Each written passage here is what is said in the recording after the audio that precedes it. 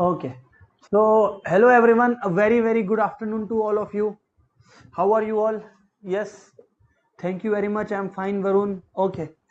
So, guys, today we are in the second and the last part of Theory of Consumer Behavior, right?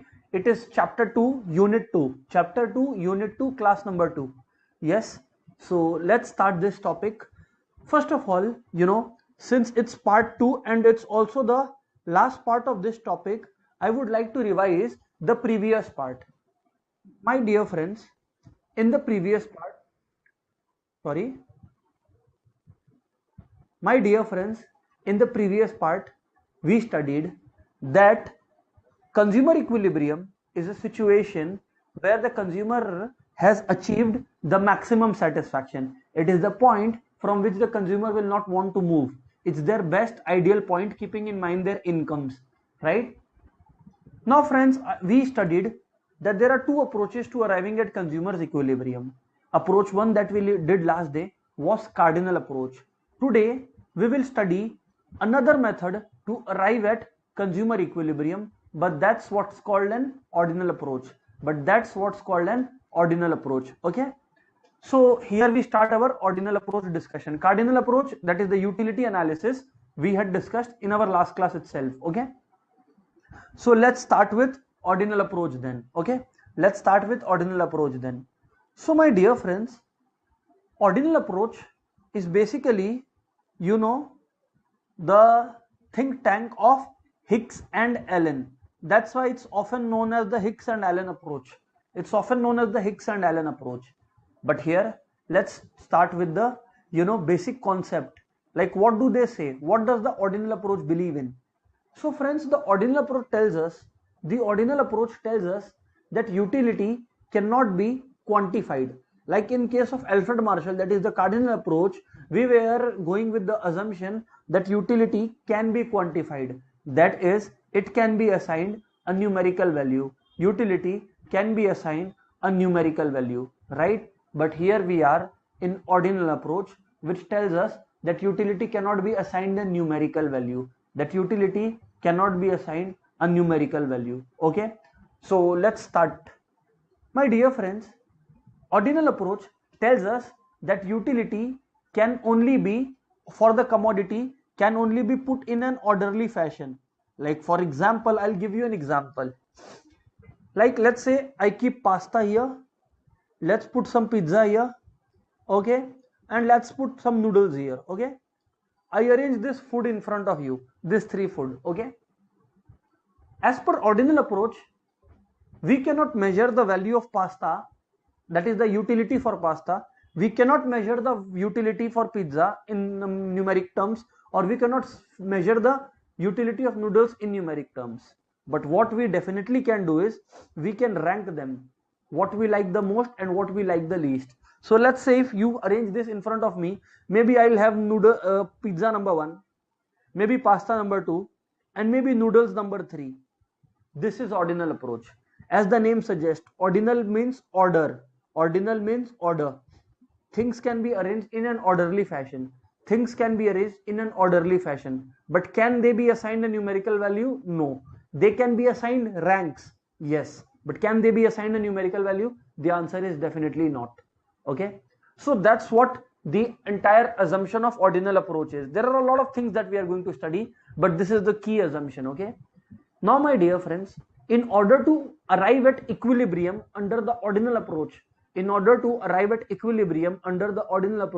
we have to have knowledge of two concepts. We have to have knowledge of two key concepts. So pay attention, friends. The two key concepts I'm mentioning right away. Concept number 1, it's called the indifference curve. So number 1, we need the knowledge of indifference curve. So the first thing is we need the knowledge of indifference curve. Okay, I'll write it down for you here. We need the knowledge of indifference curve. And number 2, we will need the knowledge of budget line. So these are the two key concepts that we need to have a knowledge of in order to understand the equilibrium position. So I repeat, friends, that once you know the knowledge of both, that is you got the knowledge of both, that is indifference curve and budget line, you can arrive at consumer's equilibrium. So is this what we are doing, sir? Yes, this is what we are doing, friends, for the day. Okay, so I hope ordinal approach must be clear. So number one, what we are going to study is indifference curve. Number one, what we are going to study is indifference curve. Friends, before writing the assumptions of indifference analysis, first I want to tell you what is indifference curve. And one major thing about the ordinal approach is, like in cardinal approach, there were two cases, one commodity world and two commodity world.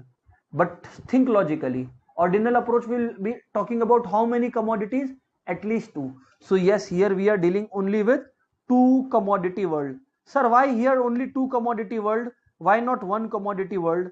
My dear friends, ordinal approach talks about putting products into ranks. If there is only one product, how can you put anything to rank? If there is only one product, how can you arrange them in any order? Because it's one product itself. Acha, okay. So there is the logic. Okay. Now this entire thing I'm explaining in Hindi once again.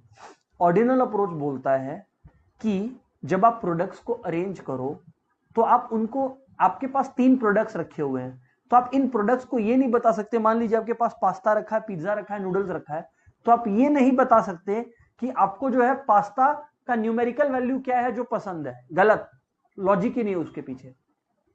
Ordinal approach बोलता है कि अगर आपके सामने ये तीन चीजें रखे तो आप इनको अरेंज कर पाओगे कि प्रथम स्थान आप किसको दोगे, दूसरा स्थान आप किसको दोगे, तीसरा स्थान आप किसको दोगे. ठीक है ना. This is what it is talking about. It tells us, ये हमें कहता है कि ऑर्डिनल अप्रोच के अंतर्गत बट आप चीजों को एक न्यूमेरिकल वैल्यू असाइन नहीं कर सकते. आप उनको रैंक दे सकते हो बट आप उनको न्यूमेरिकल वैल्यू एक्सप्रेस नहीं कर सकते जैसा आप कार्डिनल में किया करते थे. ऑर्डिनल अप्रोच के अंदर आपको दो चीजों का नॉलेज चाहिए. Number one, indifference curve, and number two, budget line. Okay, so this is it. Now my dear friends, let's talk about what indifference curve is. पहले इंडिफरेंस कर्व समझेंगे. First will understand indifference curve and then will go move on to the budget line obviously. Okay, so here let's go यार. What does indifference curve tell us? You see guys, this is the indifference curve that you see here in the diagram here. See, this is an indifference curve. So what is this curve exactly telling us? My dear friends, indifference curve shows combination of two commodities. How many commodities? Two commodities. In ordinal approach, we are only talking about two commodities. So please pay attention. Indifference curve shows various combinations of two commodities. Various combinations of two commodities. Indifference curve shows various combination of two commodities that give same level of satisfaction to the consumer. That give same level of satisfaction. So basically it tells us that let's say you are hungry. And there are two commodities in this world. Let's say apples and oranges. So as per indifference curve, if you have one apple and 10 oranges, your hunger will be fulfilled. Similarly, if you are having two apples and 7 oranges, then also your hunger will be satisfied. Similarly, if you are having 3 apples and 5 oranges, then also your hunger will be satisfied. Similarly, if you are having 4 apples and 4 oranges, then also your hunger will be satisfied. Basically meaning what? It basically means that consumer is at recording in progress. It basically means that the consumer in all the 4 cases is at the same level of satisfaction. That is, consumer in all the 4 levels is at the same level of satisfaction. So guys, let's summarize it for you. Okay, what is ordinal approach? That is we are doing today. In ordinal approach, we talk about arrangement of things. We say that products cannot be assigned a numerical value. Rather, if you place 2 or 3 products in front, then you can arrange them in an orderly fashion. Maybe you will put product 1, product 2, product 3. You will give them some ranks, like in the order you like them. Okay, number 1. Here, to understand equilibrium, we have to have knowledge of two concepts: indifference curve and budget line. Sir, what is indifference curve? It is a combination of two commodities various combination of two commodities that give the same level of satisfaction. इसका मतलब it means basically if you are having one apple and 10 oranges, the amount of hunger that is satisfied is equivalent to if you have 2 apples and 7 oranges, or if you have 3 apples and 5 oranges, or if you have 4 apples and 4 oranges. That's what it's talking about. That's what it is talking about. That's what it is talking about. Sir, we have got the logic. Sir, we have got the logic. This is what indifference curve is. But sir, why does indifference curve have a shape like this? Yes, we are going to discuss that. First of all, we need to understand whether we have got the concept of indifference curve clear or not. What is indifference curve? I'm explaining again in two languages, English then Hindi. Number one, indifference curve shows various combination of two commodities that give the same level of satisfaction. अलग अलग combination दो commodities का जिससे आपका hunger equally satisfied है. That is what indifference curve tells us. तो ये point A, let's say point A shows us 10 oranges and 1 apple. Similarly, point B, 7 oranges, 2 apples. Point C, 5 oranges, 3 apples. And point D, 4 apples, 4 oranges. What it tells us that what is common in all these 4 points, that they are giving the same level of satisfaction. They are giving the same level of satisfaction. They are giving the same level of satisfaction. They are giving the same level of satisfaction. That's the important thing about indifference curve. Please do not forget, very important MCQ question. Very important MCQ question. Before I come to the assumptions, let's ask you an MCQ question. Okay, so guys, are you ready for an MCQ question? Yes sir, we are. So let's see whether you are able to answer this or not. Take it like a quiz. Okay, take it like a quiz. It's like a test. Come on everyone, answer me this question. Answer me this question. Come on everyone. In two questions I'll give you. Okay, in ordinal approach,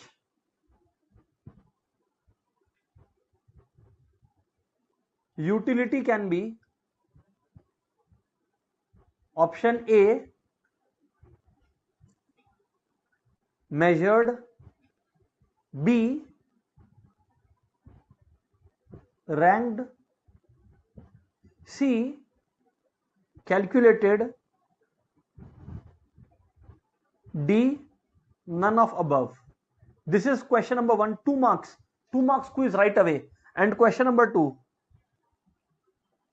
curve showing same level of satisfaction is called what? Curve showing same level of satisfaction. Is it the indifference curve? Is it the budget line? Is it the marginal cost curve? Or is it the average cost curve? Come on everyone, 2 marks quiz question right away for you all. Please answer it here. Please answer it here. Wow, amazing yaar. Very good Kanishk. Obviously I cannot take all the names, so forgive me for that. Sakshi, very good. Lavanya, Bibhu, very good. Kanishk, okay. Sanjay, great answer. Yes. So fantastic, you people are understanding it fantastically well. Number 1, in ordinal approach, utility can be ranked. In ordinal approach, utility can be ranked. You people are absolutely correct in stating the same. Absolutely correct. Number 1. And number 2, curve showing same level of satisfaction, it's definitely the indifference curve. It's definitely the indifference curve. So yes guys, you people are correct in this moment, correct? So let's pay attention everyone. Let's pay attention everyone. Come on yaar. Come on yaar. So now moving on to assumptions, my dear friends. Moving on to assumptions, my dear friends. Pay attention yaar. Pay attention everyone. Assumptions of indifference curve. Assumptions of indifference curve. Let's talk about one after the other. Okay, see.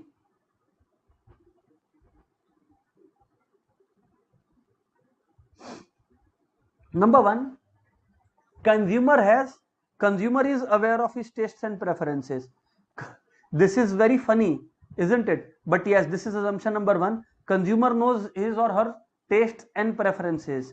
They know their environmental condition, the situation in which they are living. Consumer knows about themselves, in simple. Number 2, or simply speaking, consumer is rational. Consumer is rational. Simple language. Okay. Number 2, utility is ordinal. That is, it can be ranked. Under indifference curve, we assume that utility is ordinal. Utility cannot be assigned a numerical value, but they can definitely be arranged. So utility is ordinal to that extent. Okay. Number 2. Number 3, consumer has transitive choice. Transitivity. What is transitivity of choice? What is transitivity of choice? Transitivity of choice means, friends, that let's say there is combination A, combination B and combination C. Now if consumer B, forget about consumer. If the consumer likes combination B more than combination C of the commodity, and he likes combination A more than combination B, then eventually consumer will like combination A more than combination C. So if you like B more than C and A more than B, so you will like A more than C. That's basically transitivity of choice. Number 4 is monotonic preferences. And these assumptions are very important to remember, because if they are asked in MCQ, how will you answer if you don't know it, right? So please remember it, friends. Okay. So there is monotonic preferences. Monotonic preferences means what happens? That if consumers are given 2 combinations, guys, I'm giving you 2 combinations, you will tell me which one you will like as a consumer. Combination A, where you get 10 apples and 5 oranges, or combination B, where you get 10 apple and 8 oranges. Come on guys, which combination would you love? A or B? Come on everyone, which combination would you love? A or B? Come on yaar, tell me which combination would you love? Will it be combination A or will it be combination B yaar? Okay, you are absolutely correct yaar. Sir, we will have combination B because ye dil mange more, right? It's the logic of ye dil mange more. Whenever we are getting something more without having to sacrifice anything, we will always go for that. That's what the assumption here undertakes. It tells us that if the consumer is given an option to consume one of the 2 commodities and without sacrificing another commodity, then he will prefer the option where he gets more. That's called monotonic preferences. We just now have a name for this. All of you answered correct that it's combination B. Correct, friends, correct. Okay, that is also called, see, monotonic preferences point is also called non-satiety. It means consumer will always want more. Non-satiety means consumer is not satisfied with less. They will always want more. They will always want more. Understood, friends? That's what it is talking about. So these are the major assumptions that you people need to know. That is, you need to know. It is also called non-satiety. This monotonic preferences point is also called non-satiation.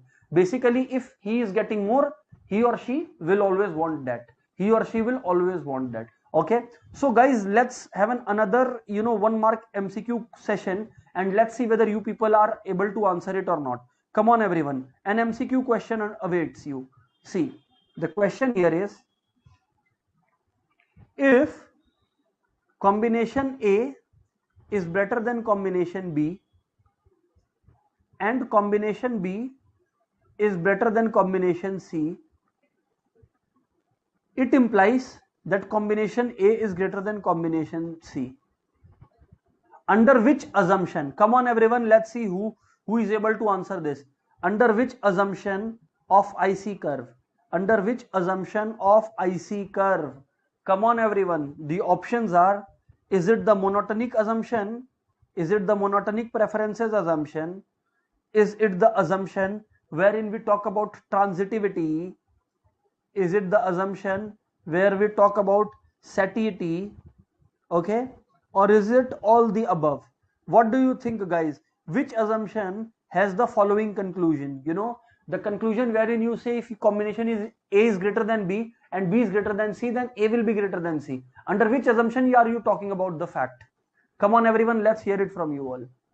Very good, very good. Priti, correct answer. Gungun, correct answer. Atharva, Rahul. Okay. So yes, here it is. The answer is transitivity. Because see, monotonic preferences and non-satiety tells us that the more you get, the better it is. The more you get, the better it is. That is monotonic or non-satiety. It's not the transitivity. Transitivity tells if A is better than B, B is better than C, so A will be better than C. Full stop. So moving on here. Moving on. So now, guys, having said that, let's talk about some very important topic, which is, the topic of indifference curve and some concepts like marginal rate of substitution and stuff. Okay, so one by one we will study this. Okay, but guys, there is another question that students ask me, sir, what is indifference map? Indifference map क्या होता है sir? It's nothing यार. A set of indifference curve is called indifference map. So instead of drawing one indifference curve, let's say I draw 2 or 3 more indifference curves. But that's indifference map. Set of indifference curves. So if somebody asks you what is indifference map, what is indifference map? If somebody is asking you indifference map, it is the set of indifference curves.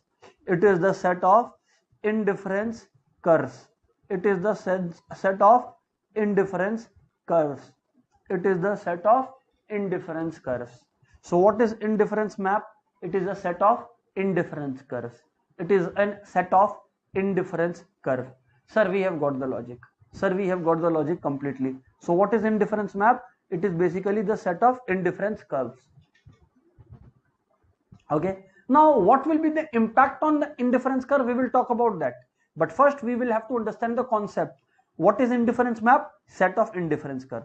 Now, some points about indifference curve, wherein I will talk to you about MRS, marginal rate of substitution as well. All one at a time. So don't worry about the same. Just pay attention, right? So number one is indifference curve is, and I'm teaching purely from the objective point of view, because at the end we are solving an MCQ paper.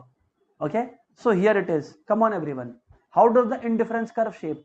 So the shape of indifference curve is basically it slopes downwards to the right. It basically slopes downwards to the right. It basically slopes downwards to the right. It basically slopes downwards to the right. Sir, why does it slope downward? Is a very important question. And I'll answer you that. My dear friends, any curve in economics, if it's downward sloping, come on everyone. Any curve in economics, if it's downward sloping, it is downward sloping because of the inverse relationship. So, if there exists some kind of inverse relationship, then my dear friends, the indifference curve will be sloping downwards to the right. Sir, among what inverse relationship are you talking about? What kind of inverse relationship are you talking about? So basically the inverse relationship that I mean is that, let's see, if you start consuming more of apples, you will eventually have to consume less of oranges, because income is fixed. We need to remember this. Income is fixed. Come on everyone in the chat. Income is fixed. Yes. So you are correct. So if they ask, why does indifference curve slope downward to the right? My dear friends, the answer is very simple. Indifference curve is sloping downwards to the right. Indifference curve is sloping downwards to the right because of a very simple reason. And what that reason is? The reason is they are due to inverse relationship between the two commodities. That is, if we increase the consumption of one, we will have to reduce the consumption of another. If we increase the consumption of one, we will have to reduce the consumption of another. Sir, why is it so? Because consumers' income is fixed. Consumers' income is limited. That's why we need to remember this. Okay? Yes, sir, we get it, sir. Yes, sir, very good. So income is fixed, and that's why there is some sacrifice involved. So here, please remember the word that there is some sacrifice involved. There is some sacrifice involved here. Okay? So point number one. Now moving to point number two, friends. Indifference curve is convex to the origin. What it is? It is convex to the origin. Indifference curve is convex to the origin. Indifference curve is what? Convex to the origin. Come on everyone. What is it to the origin? You are absolutely correct. Convex to the origin, sir. Why is it convex to the origin, sir? It is our question, sir.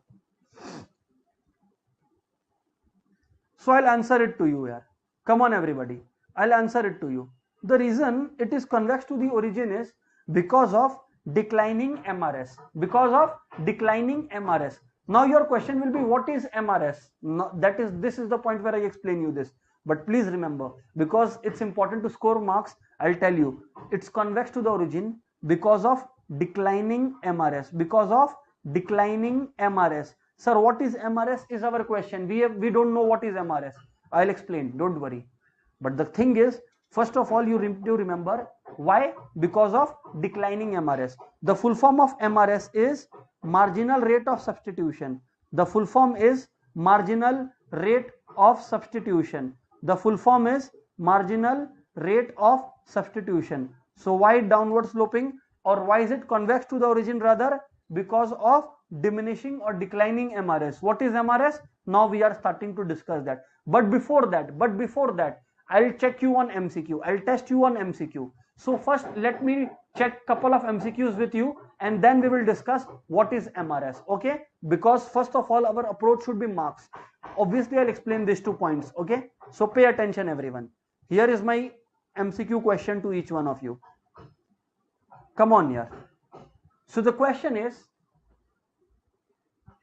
indifference curve is dash sloped. Is dash sloped? A, downward, B, upward, C, horizontal, D, vertical. So what is the slope here? That's what we have been asked here. That's what we have been asked here.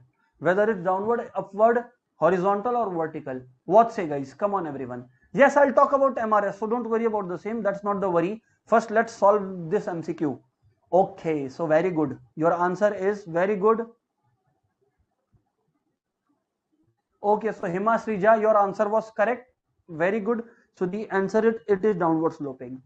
Next MCQ question is, IC is dash to the origin. IC is dash to the origin. Options are as follows. A, is it concave? B, is it convex? C, it is horizontal. D, none of the above. What do you think is the correct answer here? What do you think is the correct answer here? Come on, everyone. What do you think is the correct answer here? Yes, you all are absolutely correct in saying that it's convex to the origin. Yes, you are absolutely okay. So next question is, why is IC convex to the origin? Option A, you have the following option. A, declining MRS. B, rising MRS. C, constant MRS. D, none of the above. What say, guys? Which one do you think is the answer here? Why is IC convex to the origin? The fact that we know it's convex to the origin. Why? Very good. Amazing. Anushka, Kanishk, good. Sakshi, Radhika, Avdesh, Astha, Sanjana, very good. So yes, friends, you all are absolutely correct in saying the fact that it's convex to the origin because of declining MRS. You are absolutely correct. It's convex to the origin because of declining MRS. So fantastic answer, my dear friends. Fantastic answer, my dear friends. Okay, declining MRS is an absolutely bang on correct answer. So let's move on here. The fact that you've understood this, now we can move on here. Okay. So now, sir, you were supposed to tell us what MRS is. So yes, my dear friends, first recall this. So there are two properties that we have discussed. I'll explain both in English and Hindi. Number one, MRS, indifference curve is sloping downwards to the right, property number one. And number two, it's convex to the origin. Why is it sloping downward to the right? Because there is a sacrifice involved. And why is it convex to the origin? Because of declining MRS. So now, friends, you people have asked me the question, sir, what is MRS? What is MRS? My dear friends, it's marginal rate of substitution. It's marginal rate of substitution, which I am discussing right away with you all. Okay. So here it is. MRS. The full form is marginal rate of substitution. My dear friends, in economics, we need to remember one thing. Marginal rate of substitution. Pay attention, everyone. Before I explain to you what is marginal rate of substitution, one thing you people cannot forget is, one thing you friends cannot forget is the meaning of the word marginal. Please remember, marginal means additional. Please remember, marginal means additional. Please remember, marginal means additional. So whenever due to some additional impact there is a change that you are observing, that's marginal rate of substitution. Whenever due to some additional unit a change is occurring, whenever due to some additional unit a change is occurring, that time you're talking about marginal. So remember the word marginal. Marginal means additional. Marginal means additional. Marginal means additional. I repeat again, marginal means additional. Marginal means additional. Sir, we got it here. Yes, correct. Now what is marginal rate of substitution? How is it calculated basically? Now I'll tell you using this particular respective table, everyone. Okay, using this respective table I'll help you all. See, I'll draw an MRS here along with this. Wait, hold on guys. See, MRS. Let me write down for you. MRS. I am intentionally writing it in between so you get the logic. See, at the first level there is no MRS. Obviously, because MRS talks about sacrifice. At the first level there is no sacrifice. You are just eating 1 apple and 10 oranges. That's the basic truth. There is no sacrifice as such. Now pay attention, everyone. In order to increase 1 apple, there is the sacrifice. To increase the consumption of 1 apple, you had to sacrifice the consumption of 3 oranges. That's MRS. To increase consumption of a product by 1 unit, how many of the other commodity did you have to sacrifice? Exactly, that's what we are talking about. Here we had to sacrifice 3 units. Moving on, guys. To increase the consumption of apple here by 1 more unit, by how much unit did you have to sacrifice the oranges? Absolutely bang on correct. 2 units. And similarly, to increase the consumption of apple by 1 more unit, by how many units did you have to sacrifice the oranges? Sir, by 1 more unit. Absolutely bang on correct. So dear friends, let's write down 1 here. Let's write down 1 here. Understood, sir. Understood, sir. So that's MRS. To increase the consumption of 1, how many are you sacrificing the consumption of another? But that's MRS. Now guys, you all tell me, looking at this, what do you see with MRS happening? Is it rising, is it falling, or is it constant? What is happening with MRS? Come on everyone. Is it rising, is it falling, or is it constant? Come on yaar.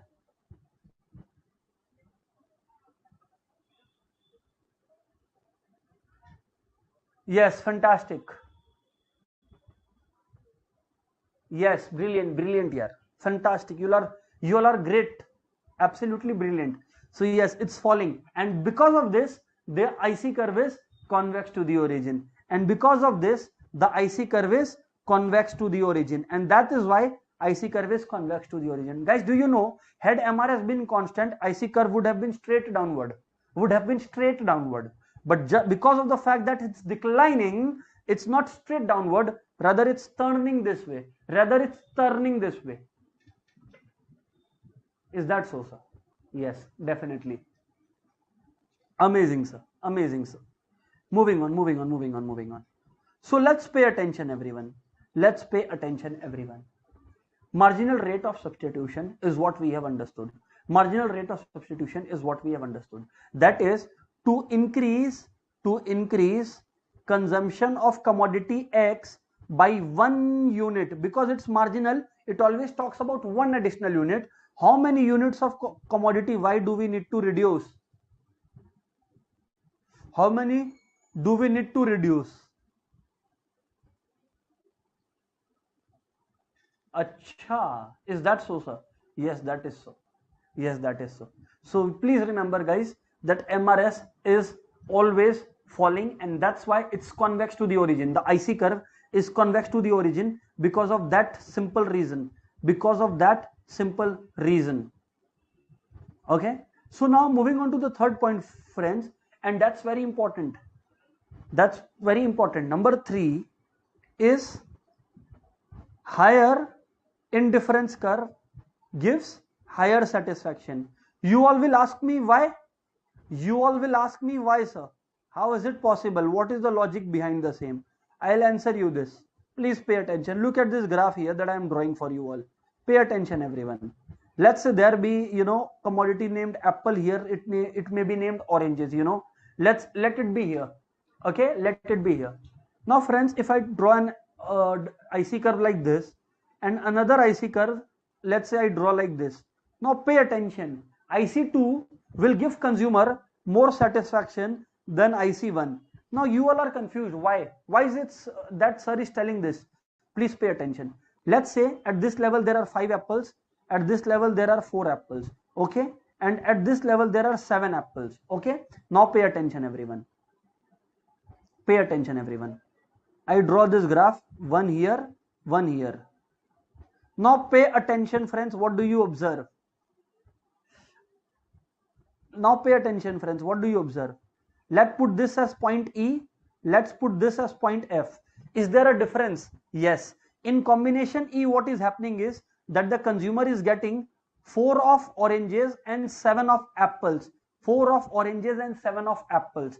And in case of combination F, they are getting 4 of oranges and 5 of apples. And guys, by the law of insatiety, non-satiety, what did we study? By the law of monotonic preferences, what did we study? The more the better, the more the better, the more the better. Which one has more? E. Did you have to sacrifice anything? No, because in both the cases, the goddamn oranges are same. It's 4 in both the cases. It's 4 in both the cases. But oranges are same in both the cases, my dear friends. But what is it with apples? In the case of apples, you see that the lower indifference curve has 5 apples and the higher indifference curve has 7 apples. This is exactly what I'm talking to you about. And therefore, higher indifference curve gives higher satisfaction. Higher indifference curve gives higher satisfaction. Come on, everyone. Higher indifference curve gives higher satisfaction. Why? Because it means that without having to sacrifice one commodity, we are gaining more of another commodity. Because without having to sacrifice one commodity, we are gaining more of another commodity. Is it crystal clear, friends?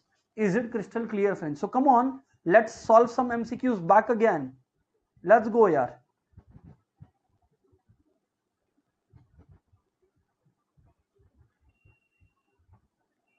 See. Okay. Very good. So here is the question. Pay attention. And yes, friends, you will have to memorize certain points, some concepts. If you listen to this class carefully, sab yaad ho jayega. If you listen carefully, you will only need to revise the institute's material. But listen carefully, okay? So here is the question again. Okay? So here is the question again. Please pay attention, everyone.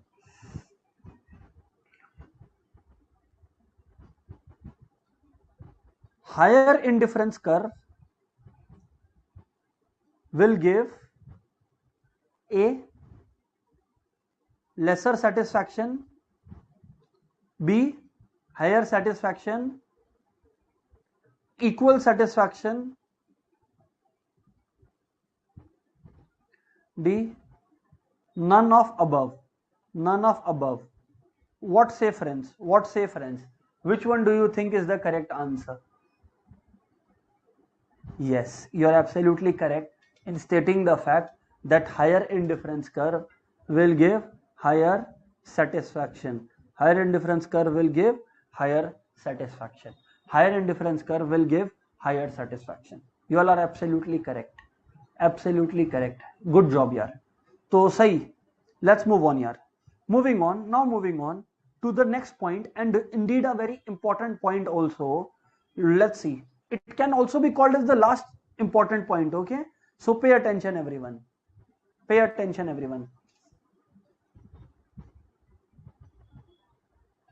Number 4. What are the first 3 important assumptions that we did? Indifference curve is downward sloping. Why? Because of sacrifice.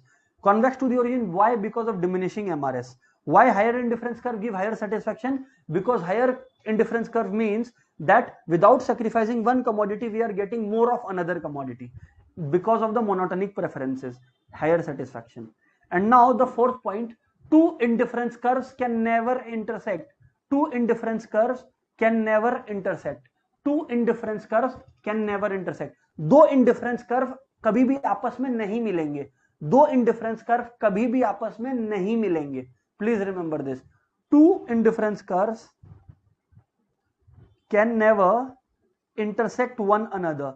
Two indifference curves can never intersect one another. दो indifference curve आपस में कभी नहीं मिलेंगे. दो indifference curve आपस में कभी नहीं मिलेंगे. Two indifference curves can never intersect one another. Okay? Yes, sir. They can never intersect one another. Sir, the question is why? ऐसा काहे को sir? Why is it so? I'll answer this. I'll answer this. See. Pay attention, everyone. Pay attention. And guys, whenever I am explaining a topic ना, please stick to that topic. जब भी मैं एक topic explain कर रहा हूं, आप खाली उस टॉपिक को ध्यान से समझिए, उससे रिलेटेड क्वेश्चन पूछिए.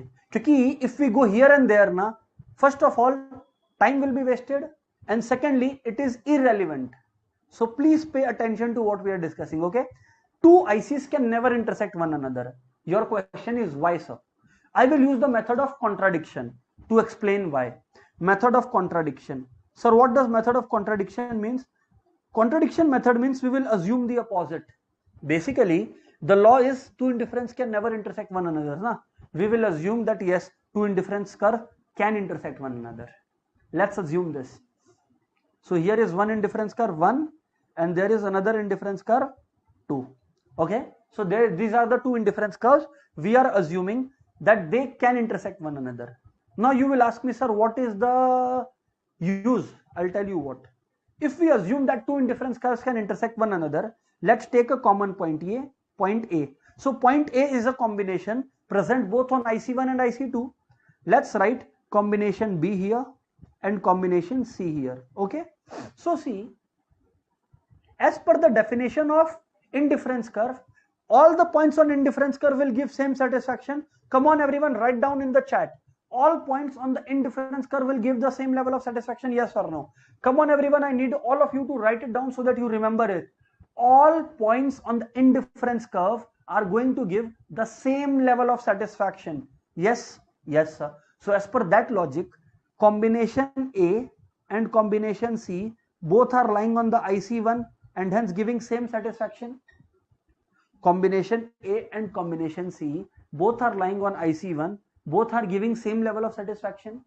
Similarly, combination A and combination B both are lying on IC2, both give the same level of satisfaction. Now if A equals to C and A equals to B, that simply goes on to tell us that combination B and combination C are giving the same level of satisfaction.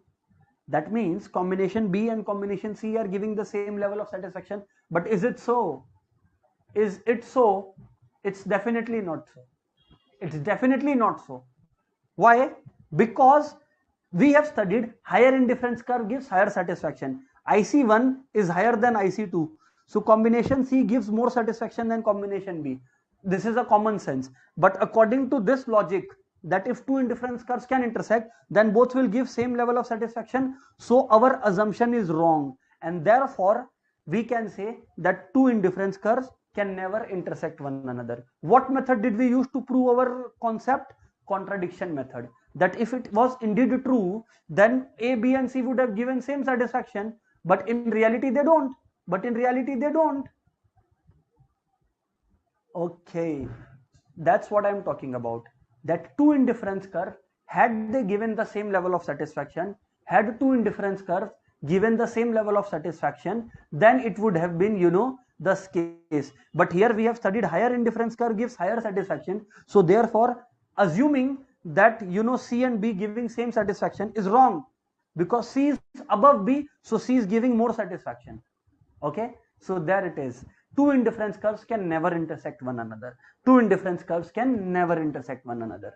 Point number 4. So guys, one more MCQ question and then we will discuss things further. Okay, then we will discuss things further. Okay, so here is another question that I have for you all. Come on everyone. Come on everyone. It is a diagram based question. So pay attention everyone. It's a diagram based question. Pay attention everyone. Apples, oranges. Come on everyone, pay attention.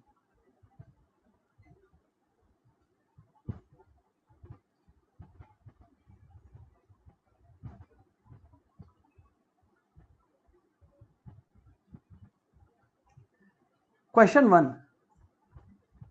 Which IC gives more satisfaction?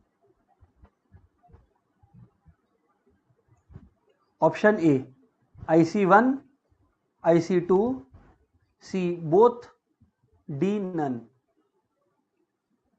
Next question, can IC1 and IC2 intersect? A, yes, B, no, C, maybe, D, all. What do you think are the two answers to the respective question asked to you all? Come on everyone. Come on everyone. Need your answer, yaar.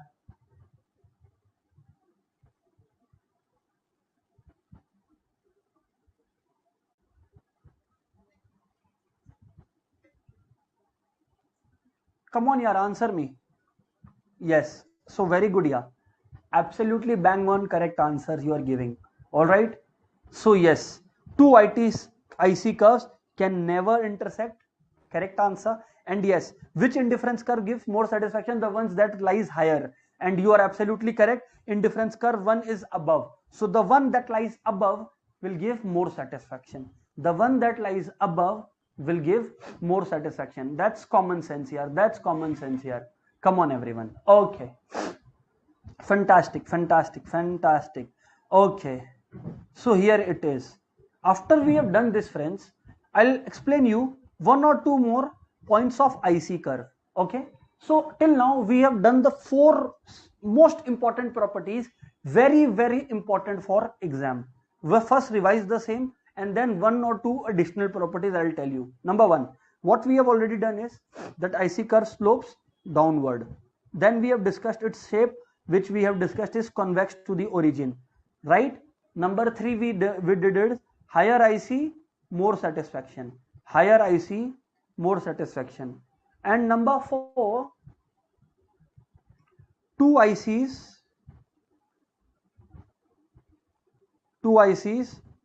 never intersect. 2 ICs never intersect. 2 indifference curves can never intersect. So these are the 4 points that we have discussed till now in the properties of indifference curve, in the properties of IC curve, in the properties of IC curve. Now friends, moving on. Let's discuss the next point. Yes, Lakshmi is very good. Yes, Sakaldeep, correct. So let's pay attention everyone. Okay. So yes, let's move on here. So guys, the next point is what? What is the next point exactly?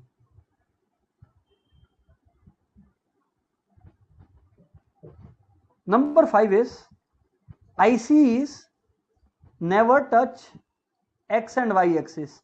ICs never touch X axis and Y axis. Sir, what do you mean by this? ICs never touch X axis and Y axis. What do you mean by this, sir?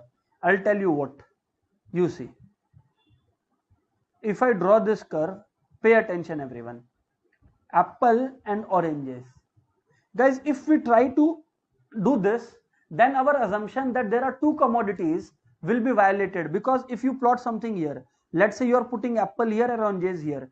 If there is a possibility of combination A like this, then at this point, let's say there are 5 apples, combination A will mean, because it is on the Y axis. If a point is on the Y axis, basic maths tells us X will be 0. So it will mean combination A would mean that there are 5 apples and 0 oranges, but that's not the case. We cannot do that, because to begin with, I told you all that we are in the world of ordinal approach where we need to have 2 commodities to continue our study. So that's why you cannot have one commodity as 0. You cannot have one commodity as 0, and hence my answer, it can never touch the x-axis or the y-axis. It can never touch the x-axis or the y-axis. Similarly, if you try to put on here, if you take combination B here, it would mean, let's say 8 oranges. It would mean combination B would mean 8 oranges and to your surprise 0 apples, but that's not the case. Again, you are taking one commodity only. So yes, please remember, can indifference curve touch x and y axis? Never. The answer is never. You need to remember this, everyone. Very, very, very, very, very important. Okay, very important. Okay, correct. It's 2 commodity world. Very good, Shruti. Yes, Arshia. Okay. Yes, Asha. Okay. Moving on. So guys, having said that, now let's talk about budget line. And you know what the surprising thing is? That yes, we have been able to complete the indifference curve in a very good fashion. In a very good fashion, I believe we have been able to cover the indifference curve part. Isn't it, friends? Let's talk about budget line. Let's talk about budget line now. Sir, what is budget line? My dear friends, indifference curve, while discussing indifference curve, we were discussing various combination of 2 commodities that gives the same level of satisfaction. While discussing indifference curve, we discussed various combination of 2 commodities that give the same level of satisfaction. Correct? Yes, sir. Correct. My dear friends, in budget line, pay attention, everyone. In budget line, we discuss various combination of 2 commodities. In budget line, we discuss various combination of 2 commodities that cost the same. So sir, they are quite similar. There are also combination of 2 commodities we are plotting. Here also combination of 2 commodities we are plotting. फर्क क्या है? Indifference curve में same level of satisfaction वाले combinations को consider करते थे. यहां पर हम लोग उन कॉम्बिनेशंस को कंसीडर कर रहे हैं जिनका जो ओवरऑल बजट है या ओवरऑल कॉस्ट है वो सेम रह रहा है. जिनका जो ओवरऑल बजट है या ओवरऑल कॉस्ट जो है वो सेम रह रहा है. This is the point. Okay, yes sir, we got it sir. So what is budget line? If somebody asks you, again a similar definition: various combination of 2 commodities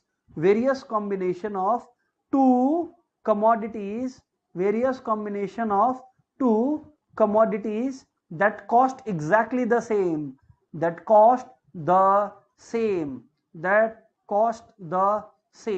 various combination of 2 commodities that cost the same. There is no change in costs. Sir, can you give us an example? Yes. First, I'll give you an example via a table, and then I'll go ahead and draw the diagram. Okay. So various combination of 2 commodities that cost the same. That's important about budget line. Now let me help you all with a basic diagram, a basic chart, so that you are able to understand what I'm talking about. Okay. Guys, let's talk about 2 commodities, maybe ice creams and chocolates. Okay, maybe ice creams and chocolates, maybe. Okay, let's go ahead. Pay attention, friends. Ice cream, chocolate, and here we are discussing the different combo.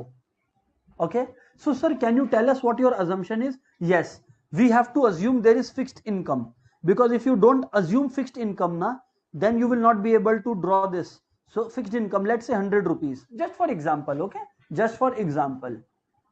Okay, remember, in indifference curve we will talk about that give equal satisfaction. In budget line we are talking about they cost the same. I have said nothing about equal satisfaction. In budget line we have talked about equal cost, that cost the same. Okay, fantastic. So let's go ahead here. So combo, now let's take something for example. Let's say the price per ice cream, is 20 rupees, and maybe chocolates cost 10 rupees. So ice cream is, let's say, 20 rupees per unit.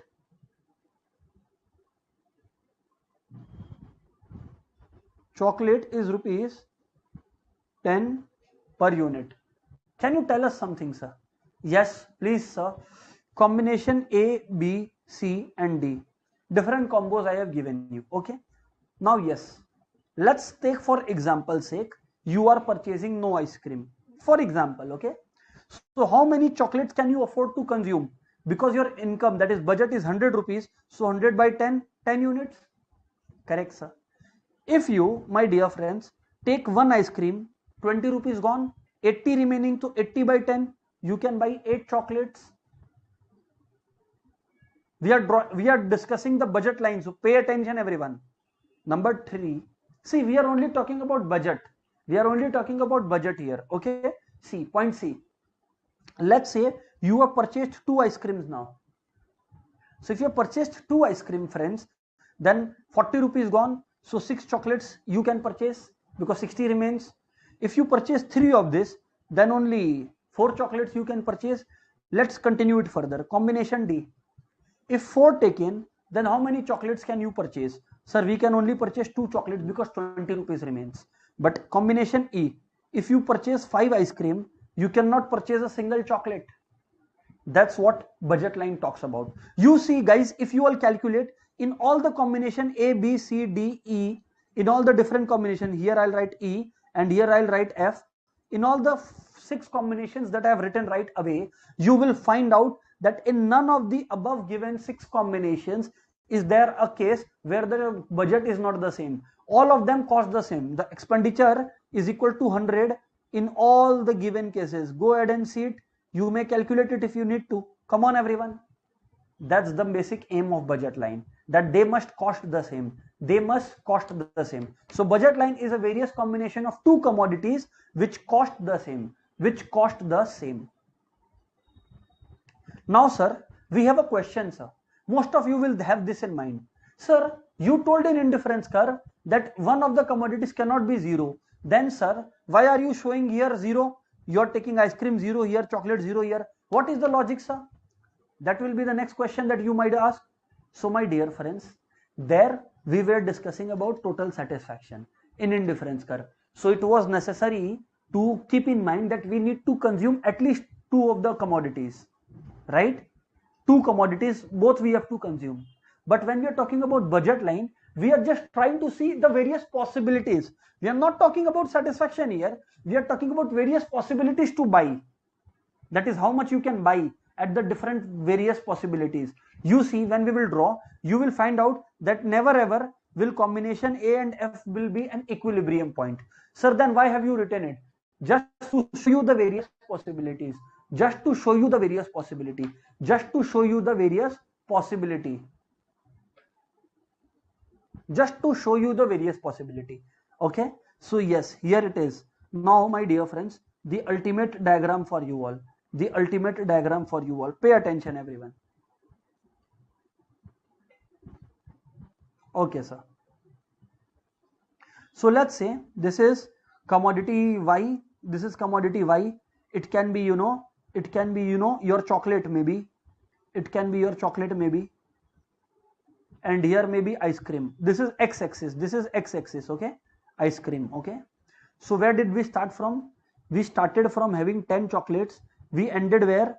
To having 5 ice cream. Okay. And in between various combinations where possible. So yes, budget line will touch the axis. It doesn't mean that we are consuming one of the commodities to be 0. We are just, see, we are not talking about equilibrium here. We are talking about possibilities of purchase here.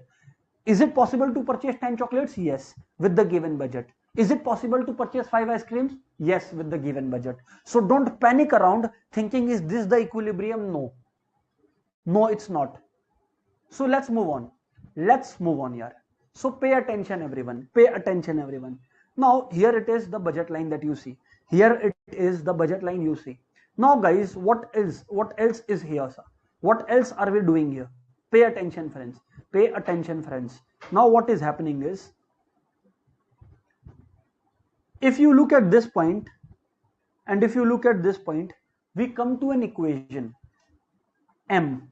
M means monetary income, total monetary income, or basically the total budget. M is the total monetary income or the total budget. It tells us that price of X into quantity of X plus price of Y into quantity of Y will give us M. Basically meaning what? Basically meaning what? That, you know, price per unit into quantity plus price per unit of Y into quantity of Y will eventually give us the total monetary income. Will eventually give us the total monetary income. Bus, that's it. That's all I want you to know. That is it. This is how much I want you all to know. Okay, got it, sir. Got it, sir. So yes, here it is. Now moving on. Now pay attention. Moving on here. If you talk about this point, what is this? M by price of X. Because you see, M is 100 rupees, that is your income, and price of X is 20 rupees. So 5 is the maximum you can purchase. And this is indicated by M by PY. Because income is 100 and price per unit is 10. So maximum 10 you can purchase. And in between lie the various combinations possible. And in between lie the various combinations possible. You know why? Now the budget line, there is only one simple assumption, and that I'll tell you all. What is it, sir? That the budget line is downward sloping. That the budget line is downward sloping. That is, the budget line is downward sloping. Okay. What is it, sir? The budget line is downward sloping. So let's pay attention, everyone. What does it mean, sir? What does it mean, sir? That it should be downward sloping? Basically, friends, it means that if we want to increase the consumption of quantity of one commodity, we will have to reduce the quantity of consumption of another commodity. That's why. So again, sir, you are telling us that this inverse relation is the reason, or what? Yes, absolutely correct. This inverse relationship is yet the reason again. This inverse relationship is yet the reason again. Absolutely correct, you all are. So this is how the budget line looks like. This is how the budget line looks like. Okay. So budget line basically किस बारे में बात करता है? अलग अलग combinations जिनमें हमारा सेम खर्चा लग रहा है. Sir budget line downward sloping होता है? हाँ. क्यों? क्योंकि कंज्यूमर का इनकम लिमिटेड है. तो अगर एक्स का कंजम्पशन बढ़ाएंगे तो कमोडिटी वाई का कंजम्पशन कम करना पड़ेगा, एंड एक्स का घटाएंगे तो वाई का अपने बढ़ा सकते हैं. And that's why it's downward sloping. Economics में कोई भी कर्व डाउनवर्ड स्लोपिंग इसलिए है बिकॉज इनवर्स रिलेशनशिप है. Any curve in economics is downward sloping because of inverse relationship between the factors that we are plotting. Okay, between the factors that we are plotting. Okay, so yes, here we go ahead, sir. And remember now one more important thing. Okay, when will budget line shift? When will budget line shift? A very important question indeed. When will there be a shift in budget line? So that's the question, friends, and let me answer it to you. Number one, budget line will shift. Number one, when there is change in price of products. You see, because if there is change in price of products, then the quantity you can buy will change, obviously, and therefore budget line will not be the same. It will change. Okay, number one. Number two, there is another possibility that your income rises. Price remains the same, but your income rises. So you may be able to buy more. So change in income. Change in income. And option three, I mean 3 can happen. All the 3 can happen. Number 3 is both 1 and 2 occur. That is, price has also changed plus income has also changed. So there is a change in price as well as income. Whenever, my lovely friends, this happens, if you see this happens, you know we are talking about a budget line. We are talking about budget line shift. Correct? Yes, sir. I'll give you an example. You see, first let's take an example. Income is 100 rupees only. Now let's say price of ice cream initially was 20 rupees and price of chocolate maybe was 10 rupees, right? So now what happens, friends, is let's say price of ice cream has rose from 20 rupees to let's say 25 rupees. Okay, so now what has happened? You know, I'll show you the initial budget line. It used to look like this. That means that you could purchase this means you could purchase 5 ice creams. But now with your 100 by 25 income, that is 4 units only you can purchase. So budget line will shift inward like this, because now you are in a position to buy only 4 units. Okay, sir, got it. Another case can be, I'll show you another case can be. What can another case be? Let's say price of ice cream has remained 20 rupees, price of chocolate has remained 10 rupees. But initially the income was, let's say, 100 rupees. Okay, now the income has risen by 20 rupees, and so the new income is 120 rupees. Guys, you see, now what will happen? Now what will happen? If I draw a combination again of different commodities, combination A, B, C, D, E, F, you all see, I put ice cream here and chocolate here. Now what is happening? If 120 is your income, you can buy 6 pieces of ice cream and no chocolate. If 120 is your income. Or what you can do is, you can try another combination wherein basically, or let's start with chocolate first. 0 ice cream and let's purchase some chocolates. How many can we purchase? 120 by 10, we can purchase 12. Let's purchase 1 ice cream. How many chocolates can we purchase? 20 gone, 100 remaining, 10 chocolates we can still purchase.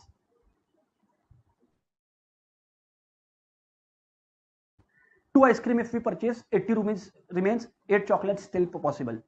3, so 60 gone, 60 remains, 6 still can purchase. 4, 80 gone, 40 remains, 4 still can purchase. 5, 2 still can purchase. And if 6 ice cream we consume, 0 chocolates. So see, now the curve has entirely shifted. First it was like this, na? But because both commodities consumption have now increased, you can have 12 of this and 6 of this. So the entire indifference curve has shifted like this to a parallel shift like this, because now it's possible to increase the consumption of both. So whenever there is a complete rightward shift, it means generally income has increased or price of both have reduced. Price of both have reduced. It is definitely going to happen, sir. Got it, sir. Now friends, finally, our objective today was to arrive at equilibrium. What was our objective? Our objective, my dear friends, was to arrive at equilibrium, and that's what now I'll tell you. So how do we? The $1 million question is, how do we arrive at equilibrium? The $1 million question is, how do we arrive at equilibrium? How to arrive at equilibrium? The fact that we now know indifference curve as well as budget line, so let me explain you the same. See, my dear friends, there are a lot of, let's say quantity of y and quantity of x is what we are plotting here. Now friends, as you already know, there are a lot of indifference curves possible. So this is IC1. Pay attention, everyone. This is IC1. This is IC2. This is IC3. Different. But guys, since budget is one only, budget is only one, so let me draw a budget line for you all. See. Now guys, if you look carefully, the budget line is touching IC1 as well as IC2. But look at the point of tangency. The key point is point of tangency. What does tangency mean? So like this is a curve and this is a line. If this line just touches the curve at a single point, then this line is called a tangent to the curve. So basically tangency means touching at a single point.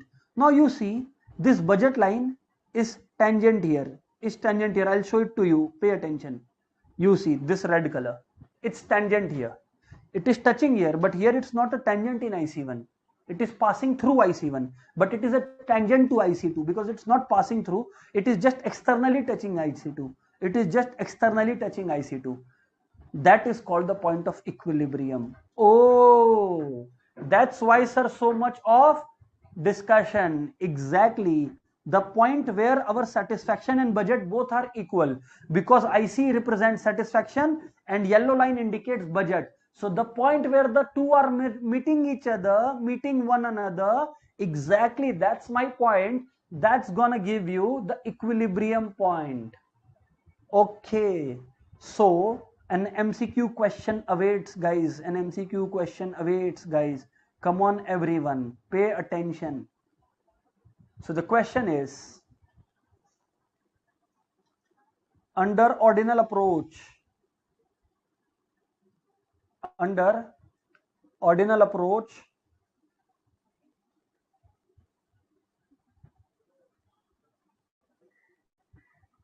equilibrium is achieved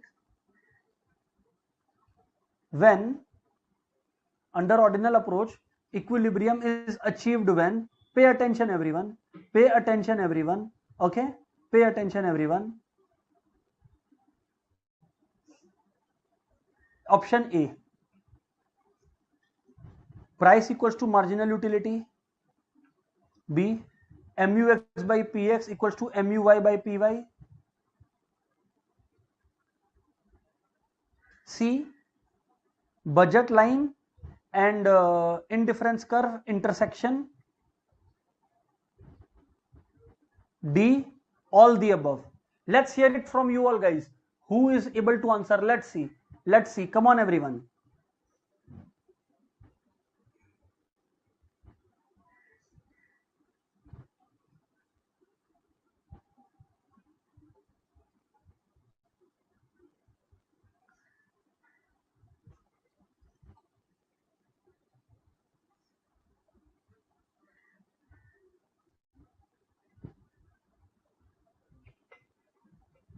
Come on here. Let's see. Very good. So the point where budget line and indifference curve intersect one another. The point where the budget line and indifference curve intersect one another. And guess what, guys? I'll tell you something even more interesting.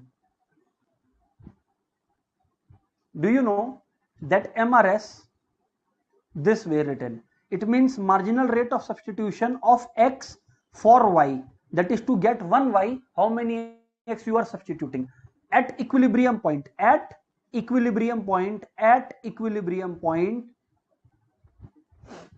MUX by MUY is equal to price of X by price of Y by price of Y, price of X by price of Y. Please remember this, PX by PY. And if somebody asks you what is the slope of budget line, if somebody asks you the slope of budget line, please remember, if somebody asks you the slope of budget line, please tell them PX by PY. Please tell them PX by PY. PX by PY is the slope of budget line. PX by PY is the slope of budget line. So, sir, you are telling MRS, marginal rate of substitution, is also called the slope of budget line. Yes, it is mainly called the slope of indifference curve. MRS is mainly the slope of indifference curve. MRS is the slope of indifference curve. And if they are slope of budget line, how is it calculated? It is PX by PY, also called MRS. So, sir, you are telling us that it is the slope of both budget line and indifference curve. Exactly my point. MRS is the slope of both budget line and indifference curve. MRS is the slope of both budget line and indifference curve.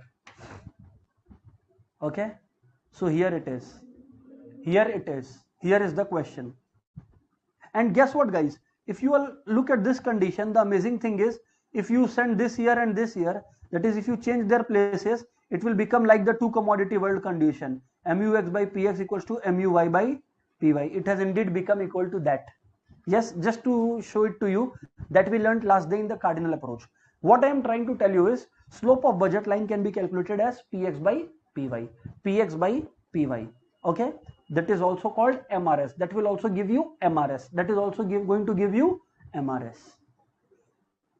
Okay, sir. Okay, sir. We indeed get it, sir. Okay. So now, guys, what are we doing, sir? So let's summarize this chapter through a single chart. Through a single chart. Let's do it, everyone. This entire unit, basically, the one of consumer equilibrium. This unit of consumer equilibrium, let's solve it. Come on, everyone.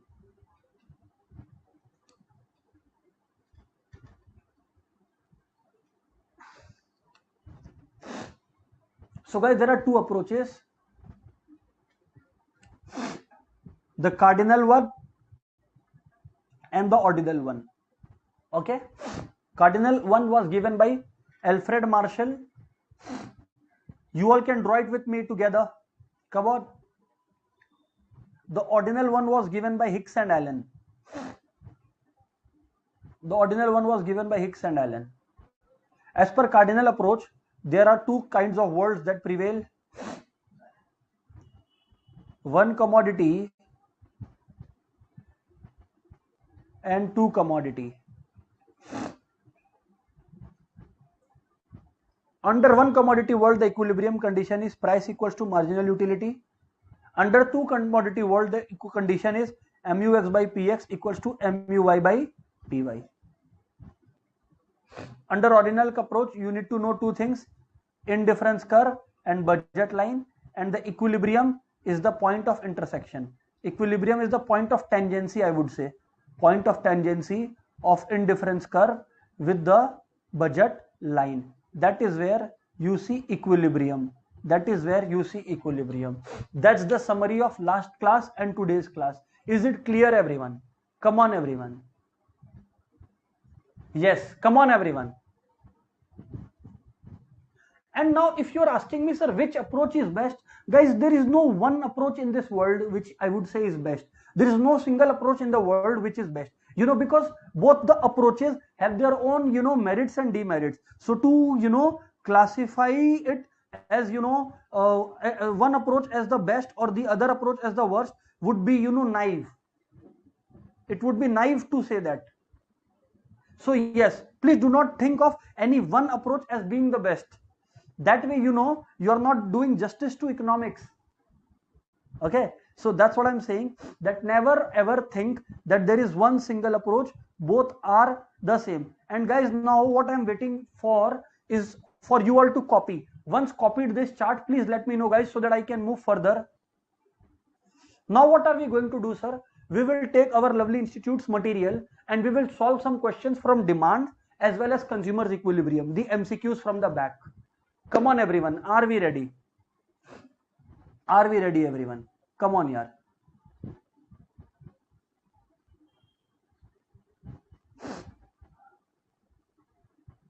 Okay.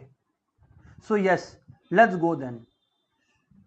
So the purpose now has shifted to discussing from the institute's material some MCQs that we have already done. Hold on, friends. Let's go to it. And obviously, today we will discuss the MCQ straight away. Okay, friends? So here it is. The MCQ has already come. It's in the supply chapter. What institute has basically done is, chapter 2, there are 3 units. Number 1 was demand. Number 2 was basically consumer's equilibrium. And number 3 is supply. Supply, obviously, we will discuss in our upcoming class. But what our lovely institute has done is, they have put at the end of supply the questions from all the 3 chapters. I mean the 3 units. That is demand as well as consumer equilibrium and supply. So today, since we have already done demand and consumer equilibrium, my focus and my approach would only be to focus on these 2 topics. Supply we will obviously do once we have completed with the chapter supply. Right, friends? Okay, sir. We got it, sir. So keeping this in head, let's go ahead and see what else we can do here. Let's see. Are we ready? Come on, everyone. Okay. So here we go. MCQ. Demand for a commodity refers to desire backed by ability to pay, need for commodity and willingness to pay. the quantity demanded at certain price, quantity at certain price at a particular period of time. What do you think is the correct answer to this? Come on everyone in the chat box. Yes, it's D. Absolutely correct. It's D. Okay, correct. So yes, moving on. Next is contraction of demand. Guys, you remember there is extension and contraction. Contraction happens because of own price when demand falls because price rises. So what is it happening? Increase in the price of the goods concerned. Remember guys, it's a very dangerous situation if any of you are writing other goods. No, if the price of other goods like complementary and substitute are changing, it will not result in contraction. It may lead to decrease or increase. It is a concept of shift. We have been asked a question from movement as the word contraction is used. Contraction or expansion always happens because of own price, and here the own price is rising, and so contraction basically means quantity is falling. Own price rises, quantity falls. So the correct answer to this question is 2 part B. 1 was D, 2 is B. 2 is B. 1 was D, 2 is B. Correct friends? Yes sir, correct. Moving on sir.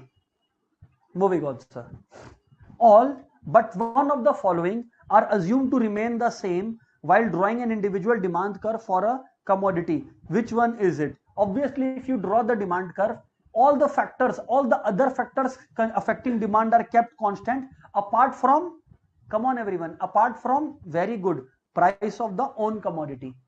Own price of the commodity should not be kept constant, because you see when we draw the demand curve, price here, quantity here. So definitely we will assume that price is changing to certain extent, or else how will we draw this demand curve, right? So there lies the logic that it's because of the price of own commodity. It's because of the price of own commodity, everyone. Correct? Yes, sir. Moving on to the next question. Which one of the following pair of goods is an example of substitutes? Which one of the following goods is an example of substitutes? Let's see whether you friends are able to answer this or not. Is tea and sugar a substitute? Is tea and coffee a substitute? Is pen and ink a substitute? Or is shirt and trouser a substitute? Obviously not. So you people are correct. Tea and coffee. Arey, how can tea and sugar compete with one another, re baba? They cannot. Pen and ink both are needed together. Shirt and trouser, you know, you need to wear both. Okay. So yes, tea and coffee is the correct answer this way. Okay. In the case of straight line demand curve meeting the two axes, the price elasticity at the midpoint would be, yes, we have studied it under the point elasticity method, that if you draw this, you know, and if it is a midpoint, what did we learn in the point elasticity method? Lower segment by upper segment. Elasticity is lower segment by upper segment. Arey baba, if it is the midpoint, then the length of lower segment and upper segment are equal. Since both are equal, we can write lower segment by lower segment. So it's equal to 1. So elasticity equal to 1. It's called unitary elastic demand.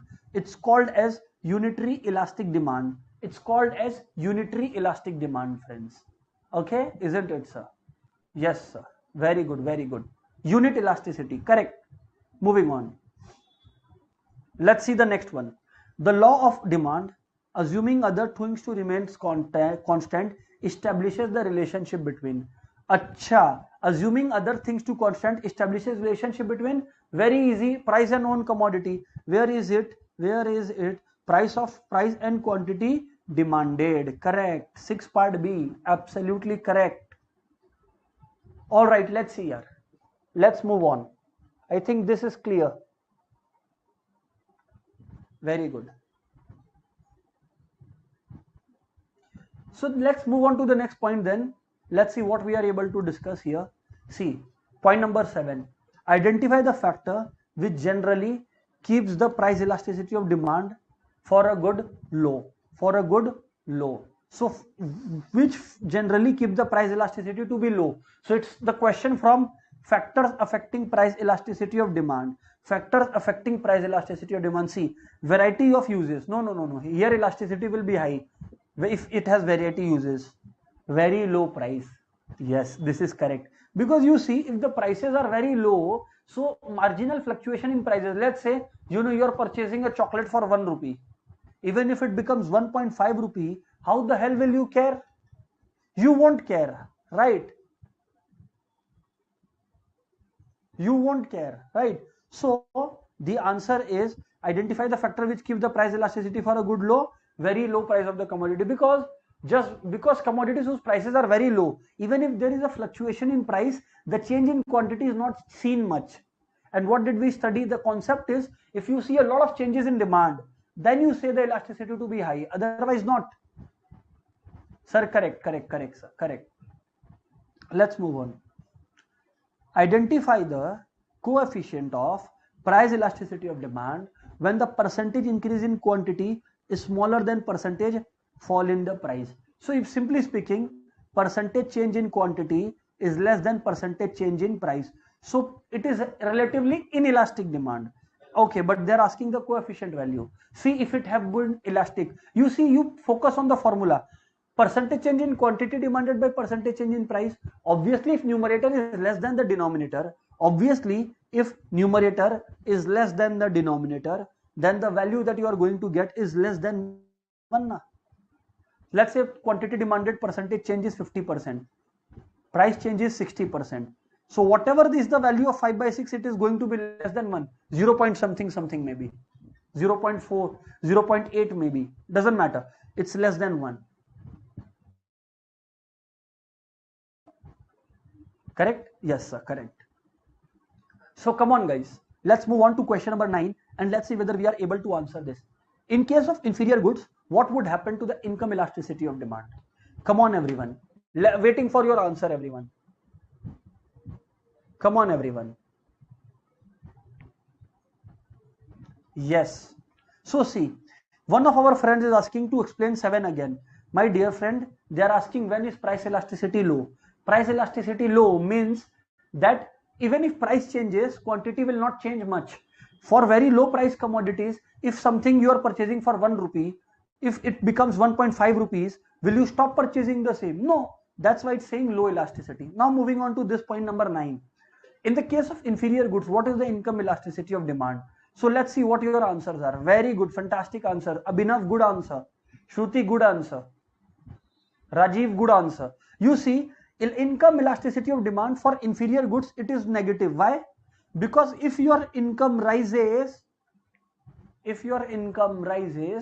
the quantity of inferior goods that you are purchasing is going to fall. If your income rises, quantity of inferior goods is going to fall. And since there is opposite relationship, the answer would be negative. Had there been similar parallel relationship, both are rising, both are falling, that would have been positive. Okay, so there it is. Okay, now let's move on here. Let's move on to the next question. What is going on here? Okay, if the demand of good is inelastic, if the demand for a good is inelastic and increase in price, see, it is inelastic and it is talking about total expenditure method. What did we discuss in total expenditure method, friends? In total expenditure method, we had discussed that if price rises and quantity, total expenditure rises, or if price falls and total expenditure falls, that is going to be inelastic. Okay, so what it is saying is, if demand is inelastic, increase in price will cause the total expenditure to, yes, increase. Yes, you are absolutely correct. It will increase. Why? Because had it been elastic, then we had studied price increases, total expenditure falls. That is opposite relationship. Had it been unitary elastic, that is, it would have been remaining the same, then it would have been, if price changes or decreases, total expenditure would not have changed. Under the current question, it is inelastic, so both will move on the same direction. Under the total expenditure method, price and total expenditure will always move in the same direction, So here it is. Moving on. If regardless of changes in, if regardless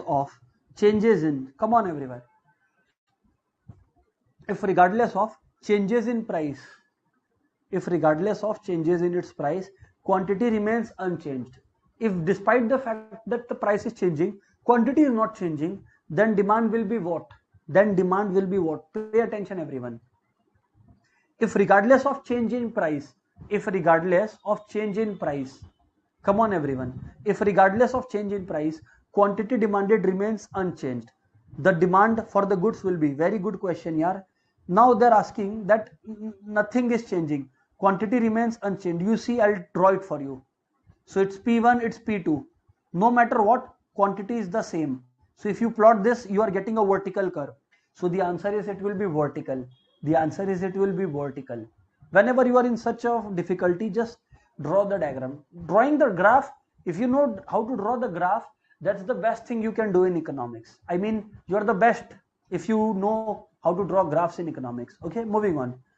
Suppose, let's see to the next question. Okay, what they're trying to tell us. Okay, so they are telling us, suppose they are telling us the price of Pepsi increases. Suppose the price of Pepsi increases, what will happen to the demand of Coca-Cola? What will happen to the demand of Coca-Cola? Great. Come on everyone, tell me what will happen to the demand of Coca-Cola. You are absolutely correct. It will shift to right, because Pepsi and Coca-Cola are substitutes. So if price of Pepsi is rising, quantity demanded of Coca-Cola will rise. And since it is an other factor, so this rise will reflect increase, not expansion, and therefore shift towards right, because this is price of related commodities point that we are studying. Okay, so there will be a rightward shift, okay, which means increase in demand. Which one of the following is not a determinant to demand?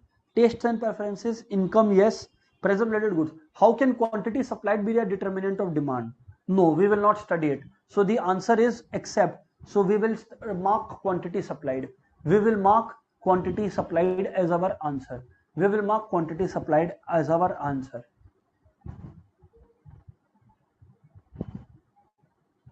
A movement along the demand curve for soft drinks is best described as.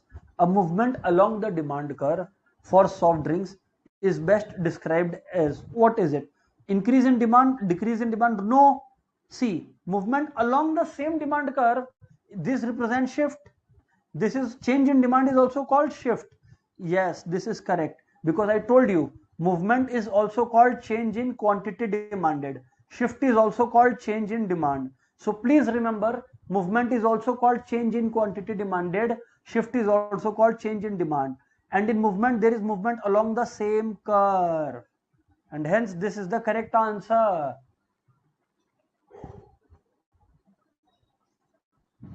Okay, let's see. Move on. Let's move on here. If the price of Pepsi decreases relative to the price of Coke and 7-Up, demand for, okay, now they have given us 4 questions. We'll have to identify the correct one. Okay, so let's pay attention everyone, and I need you all to also participate and answer the question. Okay, in number 15, let's see guys what is happening here. Okay, if price of Pepsi is decreasing relative to Coke and 7-Up, okay, so if Pepsi is decreasing, Pepsi demand will go up. Not written, not possible. Yes, if Pepsi's demand goes up, Coke and 7-Up demand will decrease. So it's, pertinent to write down this one as your correct answer. It's the correct answer. Let's see the next question, guys. Come on, everyone. If a good is luxury, income elasticity of demand is. We have studied this. Definitely we have studied this. So let's see what you all are saying. Yes, correct. Income elasticity is positive and greater than 1. If the good is a luxury.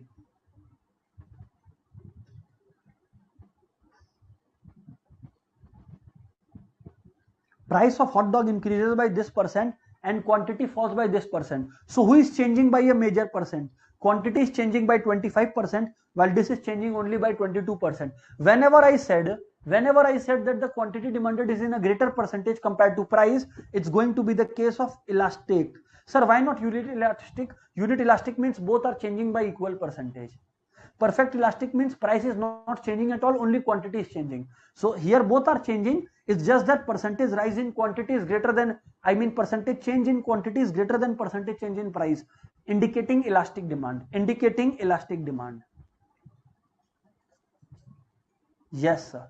Correct. So now let's move on to the next point, guys. Come on, everybody. Are we ready? Is it crystal clear till here? Come on, friends.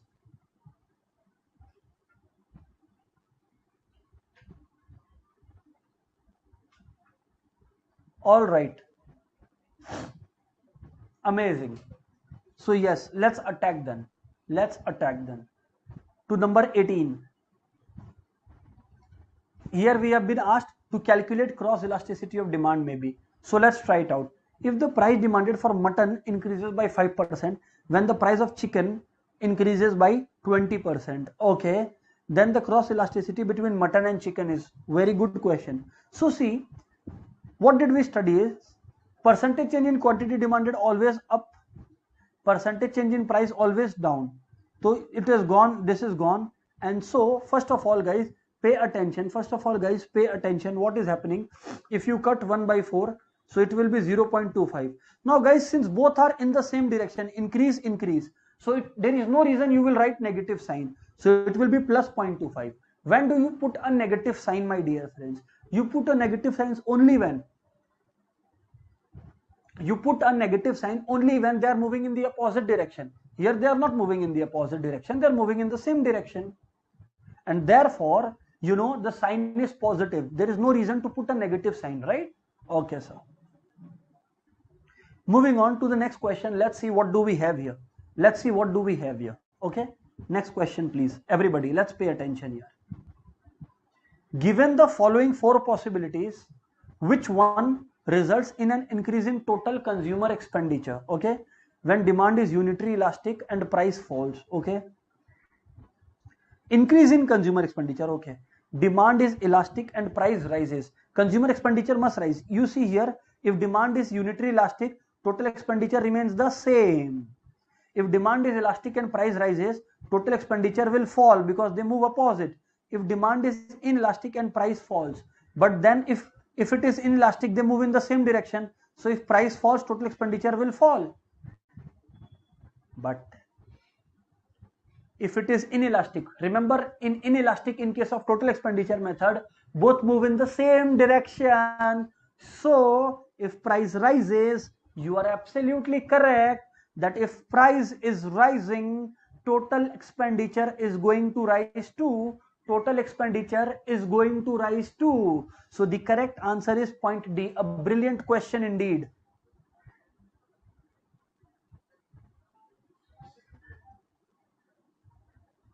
Okay, very good. Very, very good. So the answer is D. Answer is D. Because you see, in total expenditure method, if the demand is elastic, then price rises, total expenditure falls, and if price falls, total expenditure rises, opposite direction. Under total expenditure method, in case of inelastic demand, if price rises, total expenditure will rise. If price falls, total expenditure will fall. And under unitary demand or unitary elastic demand, price rises or falls, there is going to be no change in total expenditure. Here we wanted it to rise, and therefore in case of inelastic demand, when price rises, that would give us a correct answer indeed. Okay, sir, got it. Moving on here. Let's skip some questions a bit so that we are able to practice a little more variety. Okay, so let's see. Suppose, let's see, this is a numerical based question, it seems. Okay, so pretty interesting. You know, I'll give you all 1 or 2 minutes to solve it even. Okay, go ahead and take 1 or 2 minutes to solve it before I answer it. Come on, everyone. I'm waiting for you. 1 or 2 minutes. Come on. Need the answer in another 2 minutes.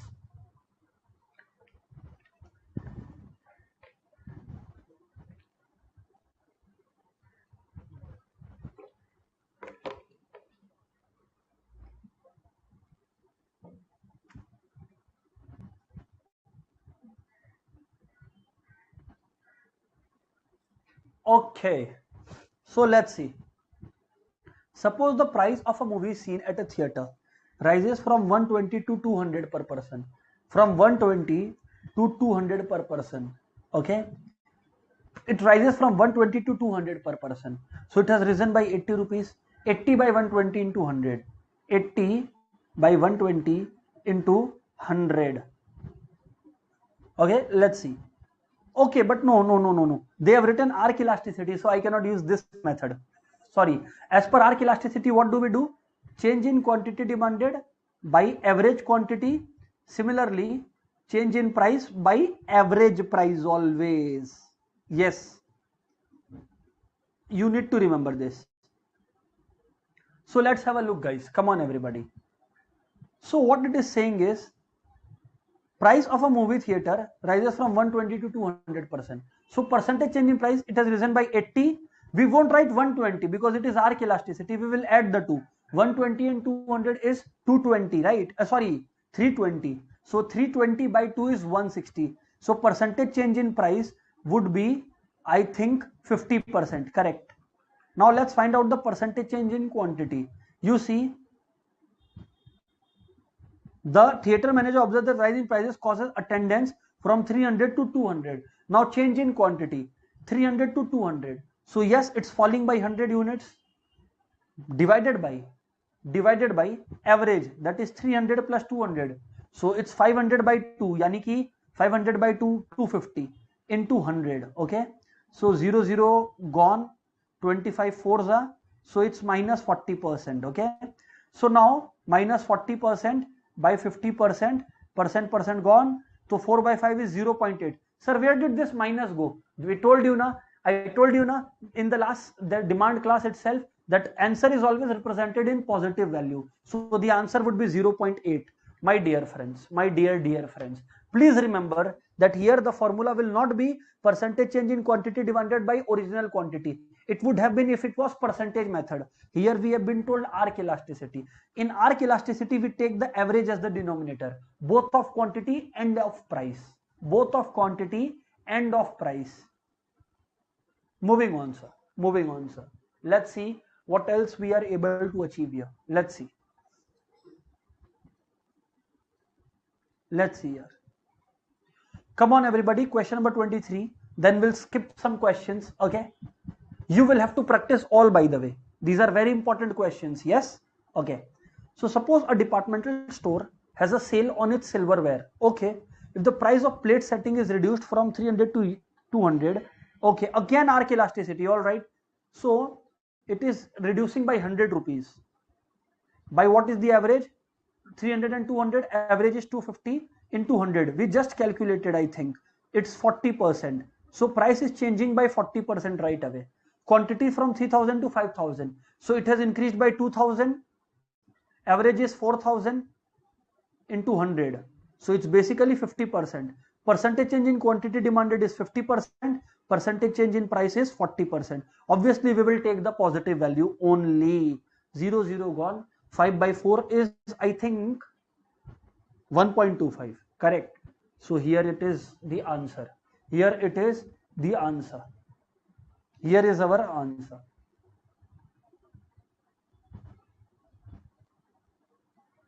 Come on, everybody. Come on, everyone. Moving on to a different variety question, maybe. Let's see, sir. Let's see. Question number 28. It's a question from point elasticity. Let's see what it talks about. Where is it useful? You know, they're asking is useful for which of the following situation? Bookstore is considering doubling the price of notebooks. Okay. A restaurant is considering lower the pricing of its most expensive dishes by 50%. Okay. An auto producer is interested in determining the response of consumers to the price of car being lowered by rupees 100. Correct. Point elasticity is useful here when you want to check the response. When you are already considering something, then why are you concerned about the same?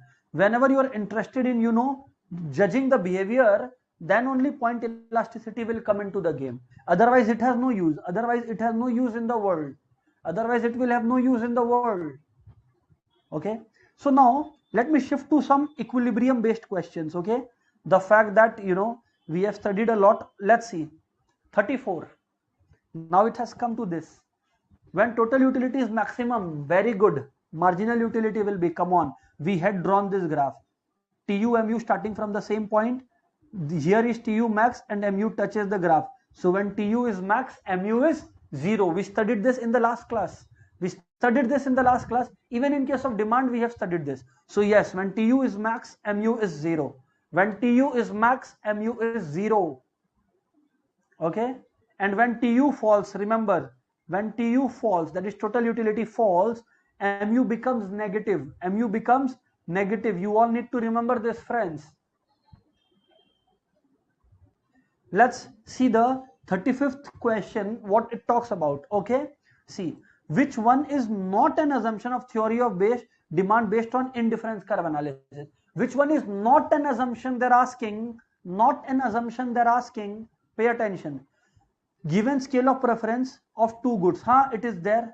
Diminishing MRS. Yes, marginal rate of substitution false. We discussed it today.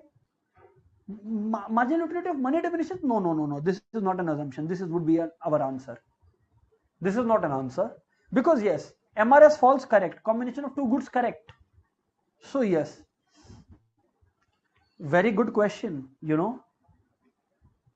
Question number 36 again. An indifference curve slopes towards right since more of one commodity and less of another result in same satisfaction. They are asking that in the same indifference curve, all the combination give the same satisfaction. If you are in the same indifference curve, no matter which combination you are touching upon, they are going to give you the same level of satisfaction. They are going to give you the same level of satisfaction.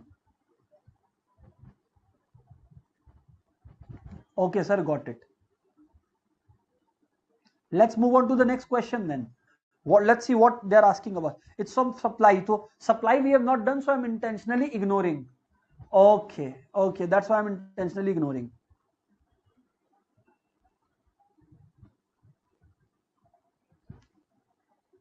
Okay.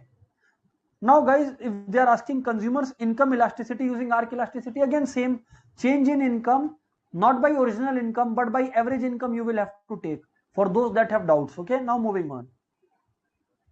Which of the following is incorrect? Which of the following is incorrect? Okay, indifference curves must be downward sloping to the right. Yes, it must be. So what is wrong here? Nothing. It's correct here. It's correct. Convexity implies that the slope of curve diminishes. Yes, slope of the curve is called MRS, marginal rate of substitution. Slope of indifference curve is called MRS, marginal rate of substitution. Mind you. Okay. Income elasticity for inferior goods is positive. Absolutely incorrect. Array, if income rises, consumption of this inferior goods will fall. So how the hell are you talking about this? It's absolutely wrong.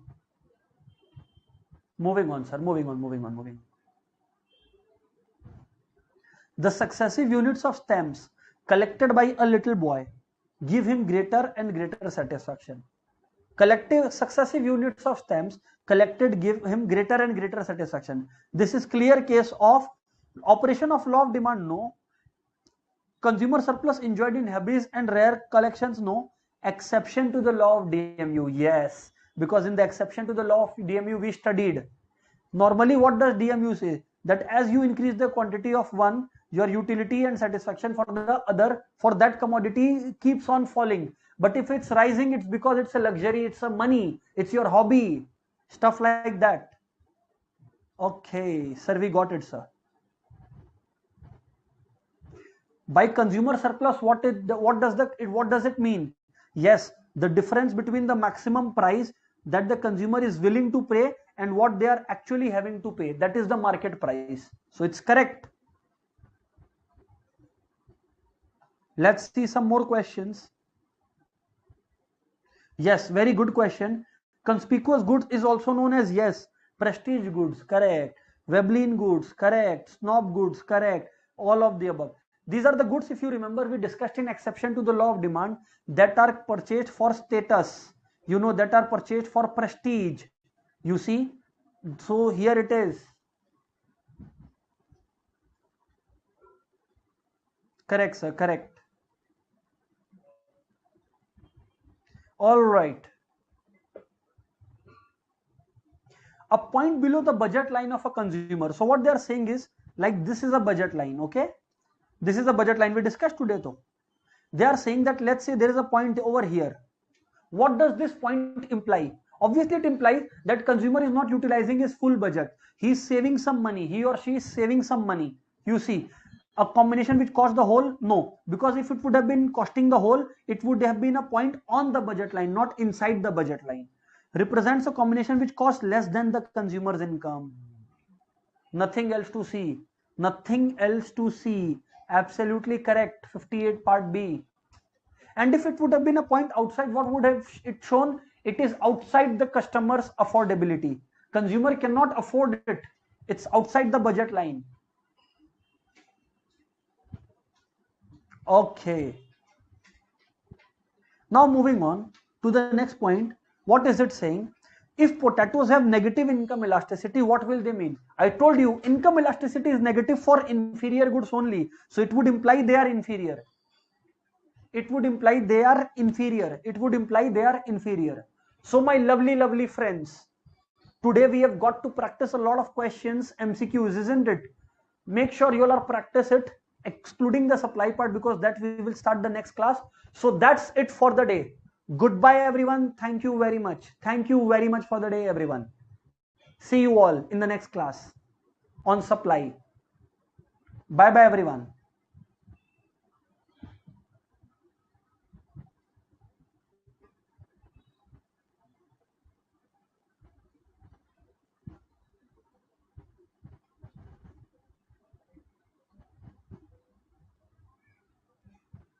Okay.